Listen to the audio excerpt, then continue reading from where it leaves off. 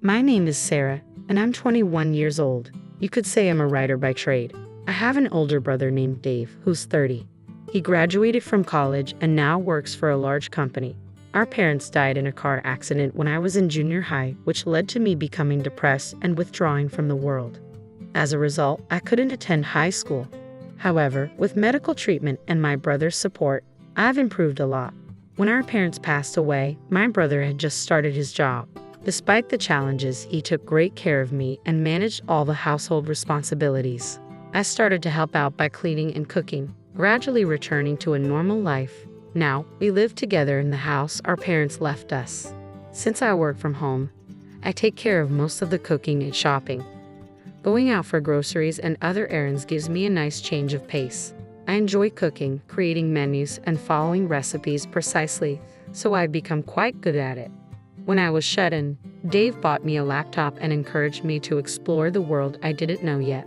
I started exploring all sorts of worlds on the internet, wanting to visit the places I saw in online photos and videos, whether from video sharing sites or message boards. Sometimes Dave would take me, and other times I'd venture out on my own. Without Dave's support, I might still be shut in. Eventually, I learned about the concept of working from home. Bit by bit, I started working, which led to more opportunities to go out, and I managed to return to a normal life. After our parents passed away, Dave became like a parent to me. He has this perfect balance of kindness and strictness. He was always serious about his studies, which helped him secure a job at a major company after graduating from a national university. Now, 7 years have passed, and he's been promoted to a senior position. There's been a change in Dave. He used to be shy around women, but after seeing all his friends get married, he finally started dating someone he met through a friend. 2 years later, she proposed, and they decided to get married. One day, Dave told me there was someone he wanted me to meet and invited me to dinner at a traditional American-style restaurant. A bit shyly, he introduced me to the woman who would become my sister-in-law. She graduated from the same university as Dave and is 2 years younger. She works at a major food company and has wavy, shoulder-length hair that gives her a mature appearance. Nice to meet you. I'm his sister, Sarah. Please take good care of my brother. Pleasure to meet you. I'm Anne. You're such a cute sister. I've always wanted a sister, so I'm really happy you're going to be my sister-in-law. Her makeup was quite strong, but she had the air of a lovely woman. Then she started asking me about myself. Dave graduated from a good university, so Sarah, you must have gone to a decent college too, right? My brother answered for me. Actually, Sarah didn't go to college. When our parents passed away, she was in her 3rd year of middle school and struggled with mental health issues. It took her some time to recover, but she's living a normal life now. What? Sick in middle school? So you didn't attend high school either?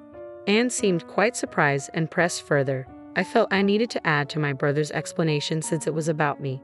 Yes, that's right. My illness caused a lot of trouble for my brother, but he supported me through it all. I owe him so much. I see. That's interesting. My brother might seem a bit older than his years because of everything he's been through, but he has a wonderful personality. Please look beyond just his appearance. What are you saying, you rascal? I tried to lighten the mood with a joke since the conversation had become a bit heavy, but Anne did laugh. At that moment, I thought her serious demeanor was due to being touched by what my brother had done for me. From what my brother shared, Anne's parents both graduated from prestigious universities, and her entire family has a strong academic background. They all excelled in their studies and have landed impressive jobs, including doctors and lawyers. Anne's father is an executive at a major publishing house, and her mother is the president of the local women's association. Hearing this made me realize my brother was marrying into an extraordinary family. Despite his busy work schedule, Dave was diligently preparing for the wedding. Seeing him so happy, I did everything I could to help. One day, I received a call from an unknown number. Although I was a bit nervous to answer, the caller ID showed it was legitimate, so I picked up. May I ask who's calling? Sarah, this is Jessica, Anne's mother, the caller said. To my surprise, it was Jessica, who would soon be my mother-in-law. What can I do for you? I asked, my heart racing. She replied, Anne mentioned the other day that you didn't attend high school and that your highest level of education is middle school. Is that true? Uncertain of her intent, I answered honestly, yes. After our parents' accident, I struggled with mental health issues for a long time, which is why I didn't attend high school. I understand your situation, but it's a fact that you're a middle school graduate, correct? Yes, that's correct. Well, I have a favor to ask. Would you consider not attending Dave and Anne's wedding? Actually, I'd prefer if you didn't come at all. What do you mean? I was taken aback by such an unexpected request. Dave and Anne both graduated from top universities, and my husband and I did too. All of our relatives have college degrees as well. Yes, and honestly, you're a bit slow on the uptake, aren't you? Just like a middle school graduate. Sigh. With a sigh, Jessica continued, as I mentioned, our family is composed of high achievers. College graduates are just the beginning. Many of us are executives in major corporations, doctors, and lawyers. We have people of significant status attending the wedding. I was starting to grasp the full extent of her implication. So, you don't want a middle school graduate like me attending such an event. In fact, you want me to stay away. But I am Dave's sister and his only family. I can just not attend. Even so, please don't come. How can we introduce you to our relatives without feeling embarrassed? Do you understand? I've conveyed our wishes. How utterly rude. I hung up the phone, trembling with anger. It was clear that their parents had an obsession with appearances and social status, making me, a middle school graduate, an embarrassment to them. I've never been ashamed of my life, nor do I believe I deserve ridicule. But could my presence make my brother unhappy? If stepping back would ensure his happiness and a bright future, then I would consider it. I've caused him so much trouble already, and I want him to be happy more than anything. Yet being rejected for who I am is something I can't accept. My thoughts were in turmoil. I discussed the situation with my brother. He reassured me, "Don't worry. You're my sister and my only family. Attend my wedding with confidence. I'll stand by you no matter what. But if my presence causes you trouble, I'm willing to stay away," I said. "That won't be a problem. You're my only sister. It would be disgraceful for a brother not to protect his sister," he replied. "Dave, thank you." His words gave me strength, and I decided to attend the wedding with renewed resolve. On the day of the wedding, when my uncle, the family representative, introduced me, Anne's parents gave me disapproving looks. My brother seemed to notice their reaction too. At the reception, our seating was placed at the very back, facing the head table. I wonder if they had forgotten to arrange a seat for me, but there it was. As I sat down, I could feel the sharp, uncomfortable glances, particularly from Jessica, my future mother-in-law. She approached me and said, "Why are you here? Didn't I make it clear that your presence would bring shame to our family? I'm his biological sister and have every right to be here," I replied firmly. Jessica responded with disdain. Such audacity from a middle school graduate. "You'll remember this." With those cutting words, she walked away. Then, the bride and groom made their entrance. I couldn't help but smile at Dave, who looked so different from usual. Anne was sparkling and dressed beautifully. As the initial greetings concluded, Jessica stood up and approached the MC. Taking the microphone, she announced loudly, "All of our family members are college graduates with esteemed careers. We believe Dave is a good match for our family, but there's one issue." She paused for effect before continuing, "It's his sister, a middle school graduate. She is an embarrassment to our family. We request that the groom disown her. If that isn't possible, the marriage cannot proceed." A murmur ran through the room, but Jessica turned to Dave and demanded, "Can you promise here and now to disown this shameful middle school graduate sister and join our distinguished family?" Anne and her father nodded in agreement, as if it were an expected outcome. She handed the microphone to Dave with a look of triumph. Taking a deep breath, Dave spoke, "Yes, my sister didn't finish high school, but she's my only family. I can't disown her. To everyone here, I apologize, but I must call off this wedding and sever ties with this family. That's my decision." With that, Dave slammed the microphone down on the table, making a clear statement. He walked over to me with a relieved smile, as though a great burden had been lifted. "Sarah, I'm sorry for putting you through this. We don't need to stay here. Let's go home." I later learned from the attending relatives that the wedding reception was abruptly canceled after my brother, the groom, walked out and began to cry, and her parents faced criticism from other family members. They ended up apologizing profusely and even had to return the wedding gifts they had received. Sometime after the event, our uncle called my brother. He mentioned that while Dave's actions at the reception weren't ideal, had the situation continued, he would have had to disown him. Anne's family offered to cover all the costs of the ceremony and provide a substantial compensation, but my brother declined. He stated that he valued a sincere apology to his sister far more than any monetary settlement. After a while, a meeting was arranged at our home to address the fallout. I was determined to show Anne's parents just how mistaken they were about me. During the meeting, Anne's parents arrived with a gift and some money as an apology for the inconvenience, expressing regret for their behavior at the reception. However, their apology felt insincere, as if they were merely going through the motions.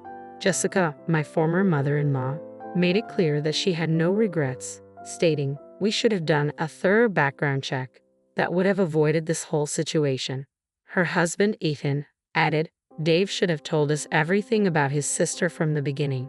That way, this wouldn't have happened." Fuming, I moved forward with my plan. "Ethan, you work at Rainbow Publishing, right?" He gave me a disdainful look and responded, "Yes, I'm a director there." "What of it?" "I've been working with Rainbow Publishing, but I decided to terminate my contract with a company linked to you." "Is that supposed to bother me? There are plenty of other writers. Your departure won't make a difference." "Noted. I'll end my contract immediately and will be signing with your competitor." "Feel free," he said with a dismissive air. Ignoring his bravado, I called my editor at Rainbow Publishing and informed them of my decision to terminate the contract. They were taken aback, but I made my point and hung up. Then, I reached out to the rival company to finalize a new contract. Even after the call, Ethan remained seated with a smug expression while my brother looked around, bewildered by the unfolding drama. Eventually, Ethan's phone rang.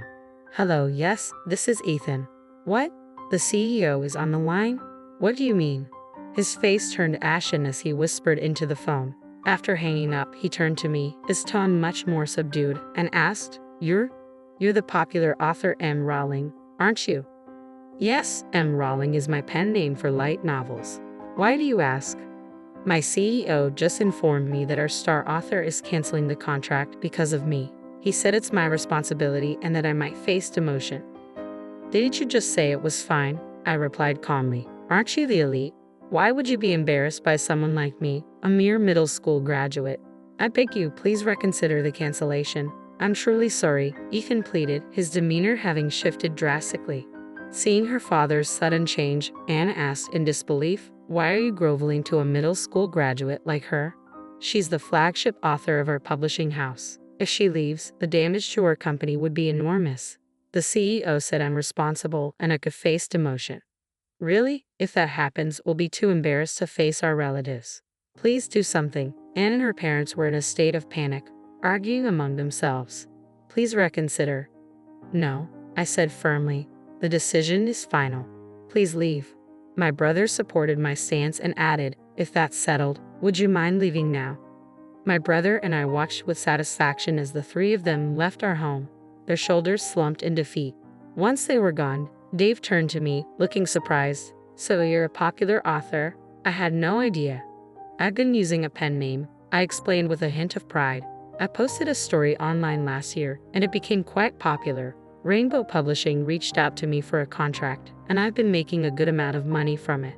His smile broadened, and it felt like the first time in a long while that I'd seen him so genuinely happy. With that, the broken engagement was entirely behind us.